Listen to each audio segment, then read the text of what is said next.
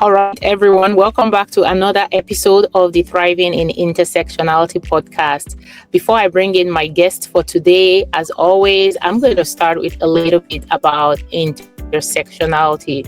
What does that word mean?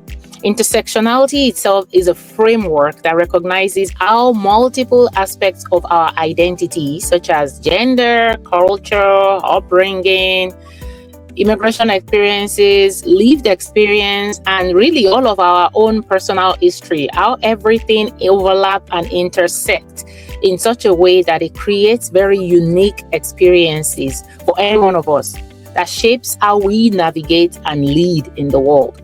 And I think we don't get to explore that a lot. I was talking to Lauretta a little bit before we came on air. It's like we see the highlight of people's life, really. And the goal, the through line for this podcast is to get a little bit about the behind the scene. So you know why people do what they do. Because for most people, it's not a single story. It's multiple layers.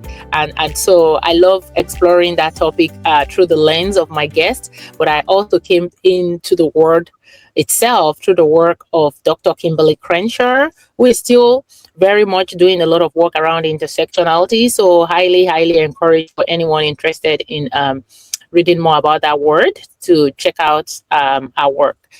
All right. My guest today is Lauretta Zucchetti. I was trying to say the Italian way. I probably didn't say it right. I will let us say Great job. I know. Great to have you, Lauretta. Lauretta is a speaker and author helping women unlearn who they were taught to be so they can become who they actually are and create the life they deeply desire. And I love that our work sits at that intersection of identity, self-trust, and conscious choice. Lauretta has a background in international sales, leadership training, and transpersonal psychology. She's worked with a lot of great companies like Apple Computer International and Xerox, and she spent decades lived in the trenches of real life that she brings into our work. And I think that's the most important part of this conversation. It's not just the corporate experience, it's the real life that we weave into the work we do. Lauretta's work is not about motivation or positive thinking. It's making the unconscious conscious and becoming courageously authentic, about recognizing when old stories are running new lives and reclaiming the agency to choose differently. Our work resonates especially with women and leaders that appear successful on the outside, but sense a deeper misalignment within. And I thought that was also very interesting and aligned with exactly what we try to focus on this episode. So I'm looking forward to a little bit more about you, Lauretta, behind the scenes, beyond the bio, but also some of the insights and learnings that you've gathered over the decades with your clients. So great to have you here. Oh, thank you so much, Lola. I appreciate it. Well, everything you say is so wonderful and positive, but it wasn't all roses and shining. There were moments of difficulty, and to learn anything, you have to go through ups and downs. And I had my share, as you can imagine. So Yeah. when I thought it was going to be one way, I had some learning to do, and life really has its way, and the intersectionality of the personal with the professional. Really, I like the word that you use. Intersectionality is very appropriate because you think you have something made and then something happens and then you're like, oh no, something has to change, and you find yourself having to start from scratch in some other areas. So and I think the personal professional, well, sometimes we also try to keep it in boxes, right? But those boxes never stay closed. Especially for women. Yeah, especially for women who have to juggle so many boxes, because we have emerged after the first half of the century as in the 1900s as capable, not just capable but very powerful, the other half. And all of a sudden we have the babies and we have the work and we have so much more. And it's scary in a way, Yeah. Well, a little bit about those layers and those phases now, Lauretta. So when you hear the word intersectionality, what aspects of your identity have most shaped who you are today?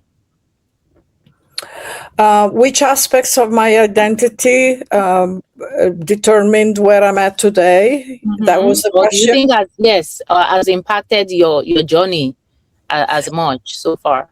Um, I guess it was. I started when I was young to be raised in very chaotic households. I learned that, and it wasn't that great in that sense. I had no stability, but it also gave me a sense that I could go anywhere and still survive. So that was my first hint. There is a world outside the little town where I was in Italy. And what intervened right away was a sense of wanting to prove the world that I could do a lot more than just being a pretty girl. In Italy, women at the time were still objects, not essential part of society, unless you had an education in a particular field, which took me time to gain. So as long as I was in Italy, I wasn't seen for the gifts I had in my head. I was seen for the body I had. So when I immigrated to the United States, I was very grateful because my career took off. And that's when I thought, wow, thank God, I'm much more than just a woman in an objectified sense. But I continue to search for approval outside myself. And that's important to remember because I wasn't doing the inner work. Like many people, young people, you don't need to because everything is outside of you. But then something happened, again, intersectionality, that stopped me. And I lost a baby at birth. And it was a consequence of doing too much for others and not enough for myself. And that's when I realized that I needed to learn to love myself more.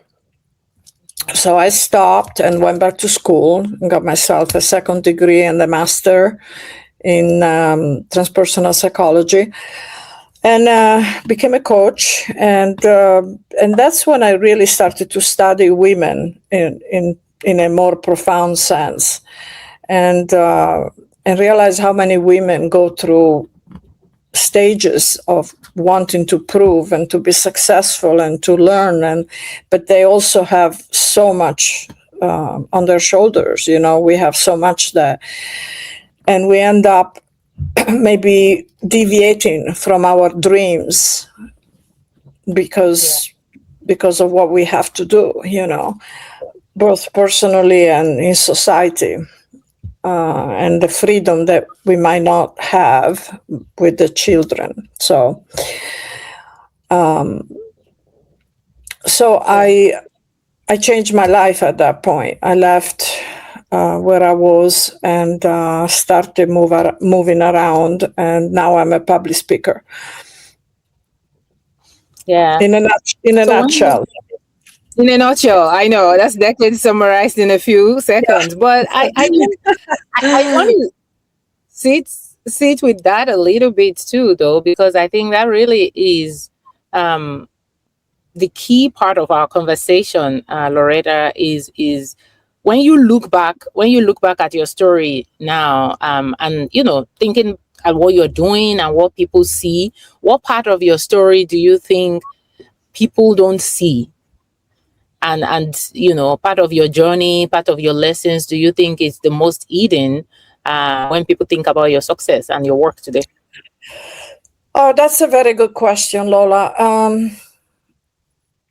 The desperation I went through in wanting to be seen, both by my partner and at work, and how much I worked to be recognized in every possible way, which came from my childhood, my parents not being around, because my dad left me when I was 1 year old and my mom was too busy to take care of me. So I ended up in foster homes.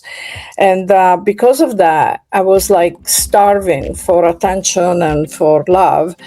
And at work, I had to be number one. At school, I had to be number one. And when I had a partner who was very attentive, I couldn't take it, so I left.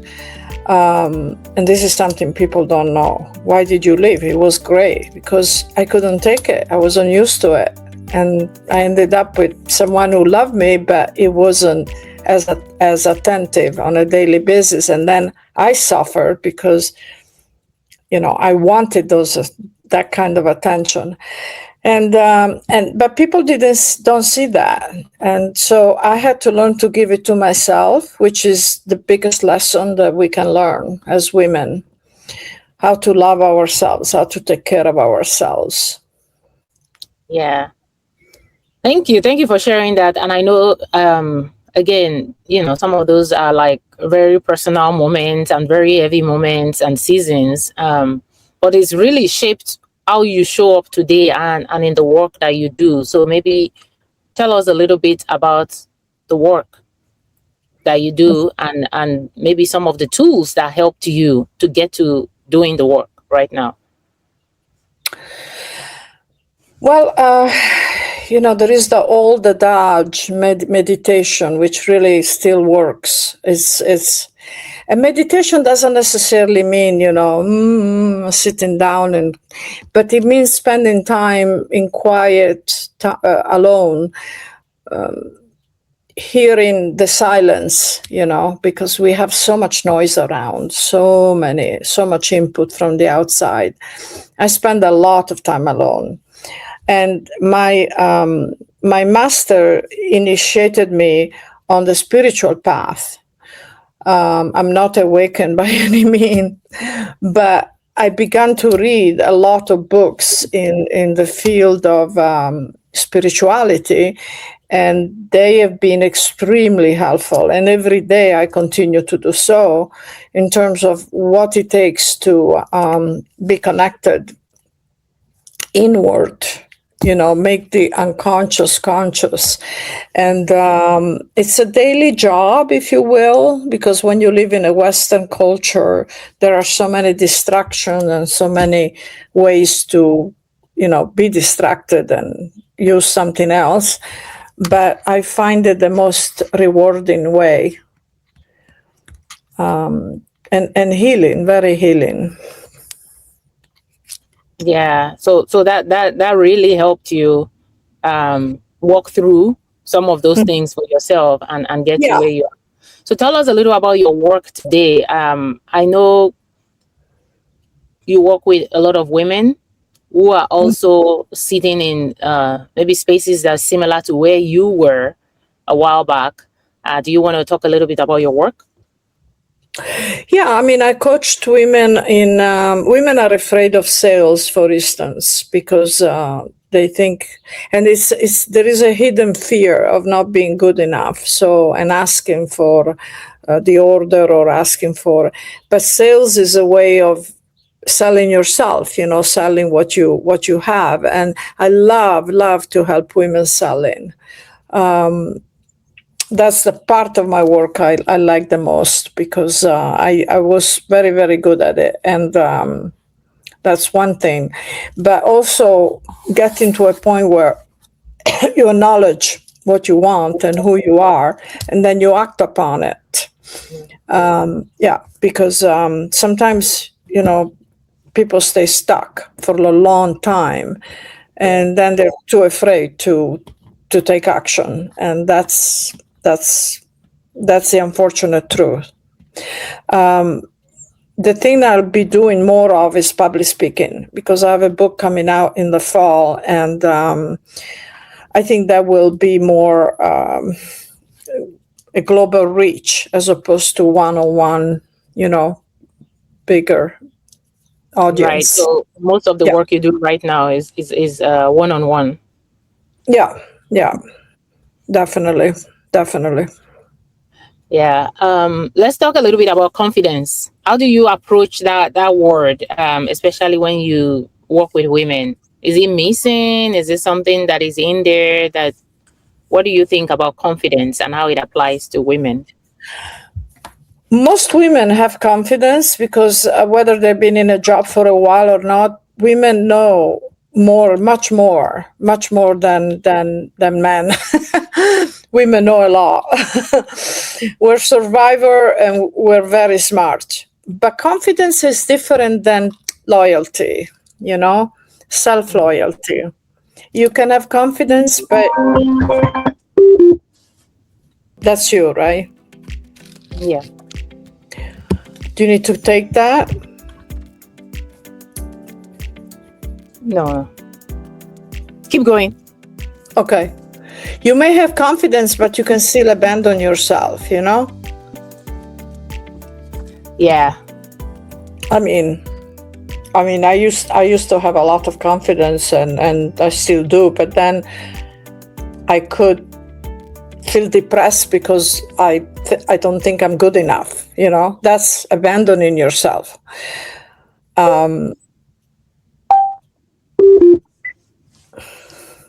That's pretty normal too, you know? So it's important to remember that there is a difference, and it needs paying attention to how we think, speak, and behave towards ourselves mostly. Yeah. And I think a lot of it has to do with the work, the process to even acknowledge things, because a lot of times we hear people talk about confidence like it's just something, oh, just be confident. It's not that easy. There's a lot of Mm-hmm. inner work that we have to do with ourselves, within ourselves, Mm-hmm. move forward. Right, right. Yeah, yeah. I mean, if you know a discipline, you can be confident, but are you able to carry through over time? That has to do with being loyal to yourself. Yeah.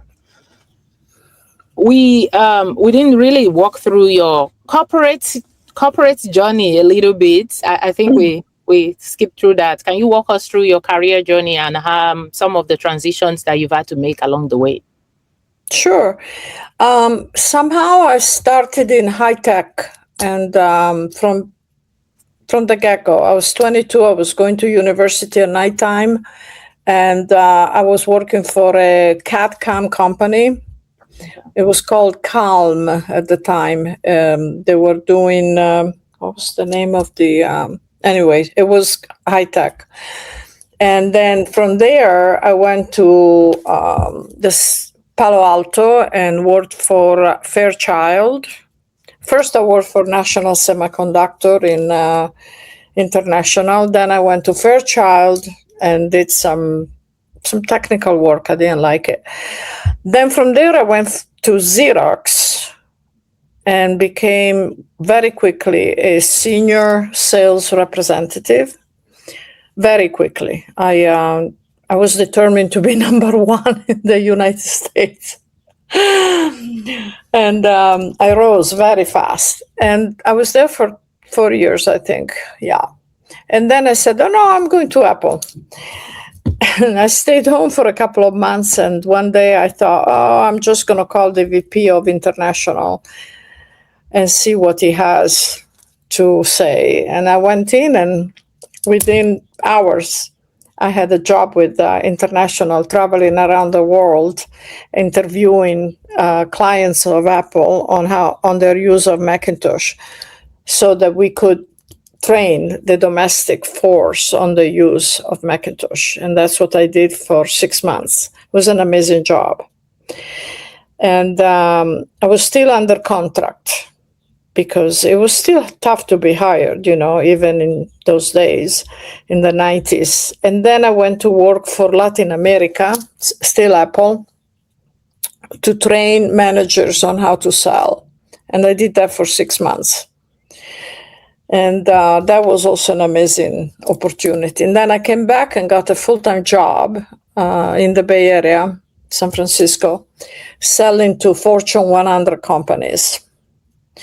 And it was a bit more boring, but it was a highly paid job. And so I did that for a while. And yeah, that was my career with Apple. And then I raised my family, and everything evolved from there.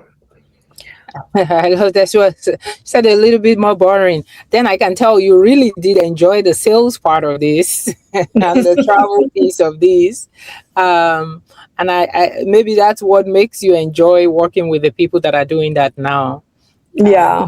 Them I relate to them, to them completely. So tell us a little bit about your book. Well, my book is called Painted Red, and it's about growing up in Italy under harrowing circumstances, and a very, very amazing life, and then immigrating to America in my early 20s and living with a bunch of university students for a few years, and everything that happened thereafter. It's quite amazing. It's going to be an amazing book because people will have a chance to live through the years in Italy, the years in America, how I integrated my relationship with my mom, and how everything went. And I think it's going to be a very... I'm writing another one on the lessons I learned in living in so many worlds, at once. Yeah, that's a broad, very broad range of experience, and we can't wait to share it as well with the audience in the couple of months. So thank you, Lauretta. So as we start to move towards the wrap up of this last part, I just like to make it really actionable and helpful, especially for anyone listening that can relate with those intersections that you have shared during this conversation. If there's anybody who is early in their career or even mid-career that can relate to some of the experiences that you've shared, what are some of the tools and tips that you have for them on how to be successful in their career and in life and thrive? My biggest suggestion would be to have their inner self aligned with what they do on the outside. And that means feel happiness inside when they go to work. Not do things for money or else, because that won't last. So align the body, soul, and mind with what they do always, and follow their dreams, because everything is possible. Everything is possible. And if they have an idea and they want to go for the highest possible goal, to do it. Because when I called the VP of International at Apple, I didn't think he would even answer the phone. And within 3 days, I was on a plane going to Sweden with $500,000 budget. I mean, come on. You can do anything. We can do anything. But we just have to believe it. Believe it and follow through. Follow through. Take that first step. Yes. Because wishing and sitting is not going to get anything done. Right. And I see now, I get a lot of interviews with, I call them second world countries, but I see people doing things that I'm like, wow, kudos to you, and they don't give up. They don't give up. Good. Yeah.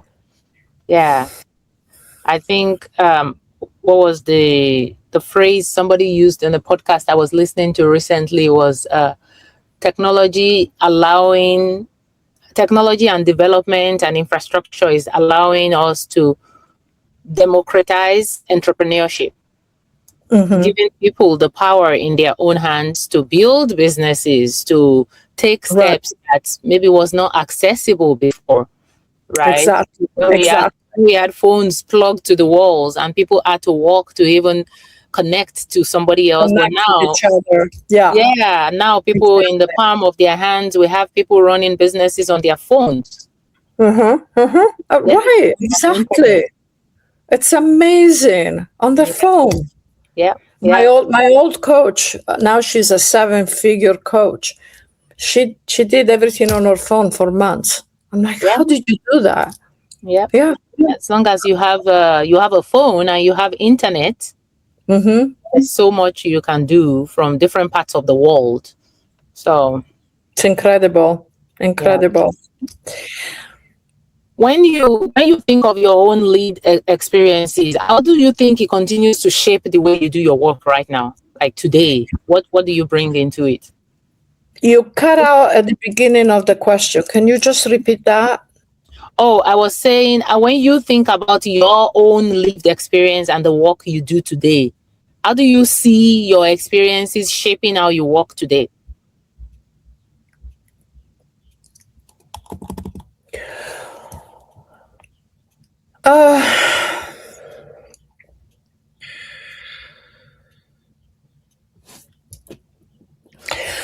It's funny you asked that because I was just thinking about that this morning. I think that a lot of what we go through was predestined in a sense. Like we chose what was going to happen way before we even came. I believe in reincarnation. And I believe that we actually choose our lives.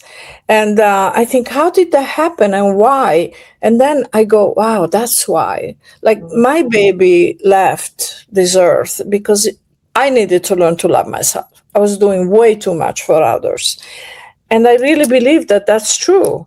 So when things happen at the time they happen, we may not see the whole picture.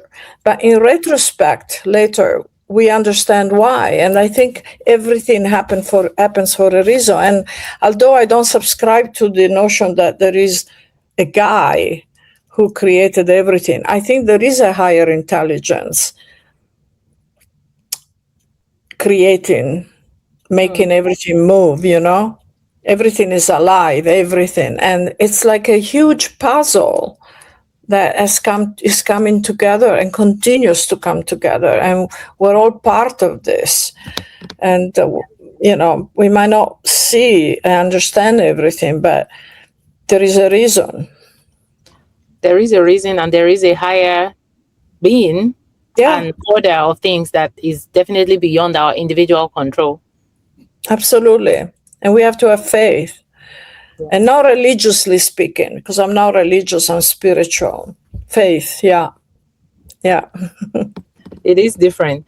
All right. Well, Lauretta, before I ask my final question, which is a food question, is there anything else you want to share, you want to say for anyone listening that feels trapped maybe by their past? Anything you want to say any final words you want to say to them? Well, there's one thing I like to share, and that is that we're all free to move beyond our past conditioning. And even though we have a body, we are think of ourselves as a point in time and in the universe that can travel world and across. We're not statics anywhere. We're not. At the same time, there are consequences in leaving places and people. And I've lived through the consequences of having made major decisions when I decided to become someone else and choose different paths. And I cannot say in total confidence that I don't have some regrets over some of the choices I've made, even though my life has improved in so many ways. So choose carefully. That's what I want to say. Choose carefully your next step, because anything is possible. Choose carefully. I love that. Thank you. Sure. My final question is a food question, and I'm curious about this. I love to ask my guest about if you could share a meal with your coworkers, either a food or a fruit or a snack, what would you pick and why? Oh my God, that is so great. I love it. Oh, geez. Oh my God. I'm a sweet tooth person, and that is such a problem. That is such a problem. You see me, you see me eating probiotic yogurt, and then I put Sweetener. sweet stuff on top, and I'm going, why am I doing this? Why am I ruining the whole thing? I used to love pasta, but not anymore, because I see it in my hips the day after. So, oh gosh. That's a trick question, I know, and that's why I love it. Okay. I'm going to know more about you with that question than I did before. Oh my God, oh my God, oh my God. Oh, this is such a trick question. I love eggs in any shape and form. Okay. And so you give me like a eggs Benedict or a frittata, or you have me. So those are my favorite. They don't have sweets though. Huh? Those don't have sweets. Those don't have sugar. I know, but I can't go there, because then you will read on a paper, woman who used to be normal died from obesity, and that was me. Oh man, that's so nice. Well, thank you so much. Thank you for sharing that, and thank you for chatting with me, Lauretta. It's been great being connected with you and being vulnerable and sharing a little bit about all of the phases, because I think that's the reality we all need to see too about people's highlights. Is that real life is just a combination of seasons and a combination of layers, but we can push through, we can move on, and accomplish all that we are meant to. I appreciate it. I really do. The time and the questions. Of course. And for everyone listening, thank you for joining us today. We have a new way for you to engage. So check the fan. You can send us a message directly about this episode. I would love to hear what resonated with you. And if you have any questions, stay connected with myself and Lauretta. Details in the notes. But Lauretta, is there a preferred way you would like to be connected to? What platform or email?